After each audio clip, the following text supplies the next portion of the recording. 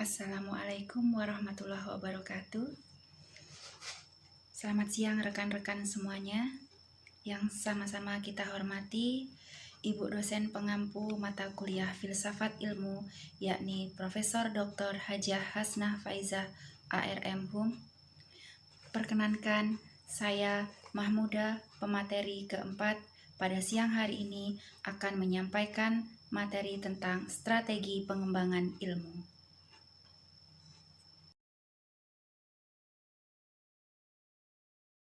Bicara tentang strategi pengembangan ilmu, maka pertanyaan pertama yang muncul, apakah ilmu itu bebas nilai atau tidak?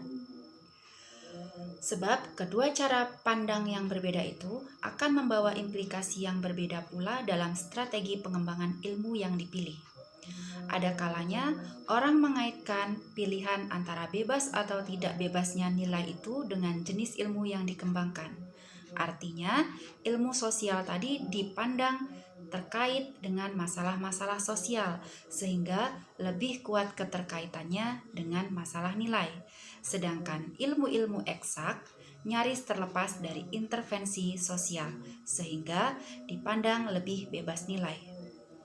Bebas nilai itu sendiri artinya tuntutan terhadap setiap kegiatan ilmiah agar didasarkan pada hakikat ilmu pengetahuan itu sendiri.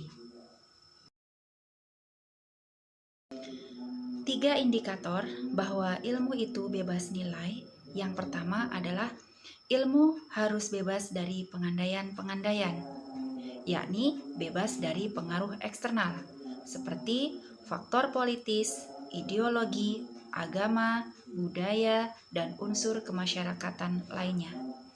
Yang kedua, bebas usaha ilmiah agar otonomi ilmu pengetahuan terjamin. Kebebasan ini menyangkut kemungkinan yang tersedia dan penentuan diri. Yang ketiga, penelitian ilmiah tidak luput dari pertimbangan etis yang sering dituding menghambat kemajuan ilmu. Karena nilai etis itu sendiri bersifat universal. Pendapat para pakar bahwa ilmu itu bebas nilai ada 3 orang, yakni Habermas, Weber, dan Muntashir. Habermas menyatakan bahwa teori sebagai produk ilmiah tidak pernah bebas nilai. Kemudian yang kedua, Weber, ilmu sosial harus bebas nilai, tetapi harus relevan. Sedangkan menurut Muntashir, kegiatan teoritis melibatkan pola-pola subjek selalu mengandung kepentingan-kepentingan tertentu, yaitu pekerjaan, bahasa, dan otoritas. Berikutnya, pengembangan ilmu di Indonesia. Model pengembangan ilmu sangat terkait dengan pembangunan, sebab ilmu merupakan prasyarat bagi pembangunan. Muntashir di dalam bukunya, yakni halaman 173 sampai 176, menyebutkan ada 4 syarat yang perlu diperhatikan dalam pengembangan ilmu di Indonesia. Yang pertama, terbentuknya masyarakat ilmiah yang memiliki kekuatan tawar-menawar, baik dengan pemerintah atau dengan perusahaan. Yang kedua, pengembangan ilmu di Indonesia tidak bebas nilai, tetapi berdasarkan metafisis, epistemologis, dan aksiologis.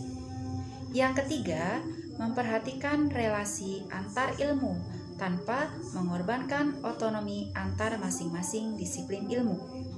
Sedangkan yang terakhir, pengembangan ilmu harus memperhatikan dimensi religitas, karena masyarakat Indonesia masih kental dengan nuansa religi. Nah, selanjutnya yang terakhir, strategi pengembangan ilmu di Indonesia.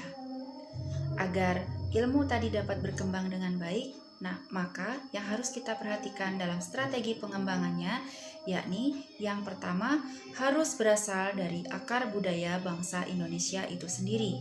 Kedua, tidak berorientasi pada tujuan, melainkan pada pengabdian umat.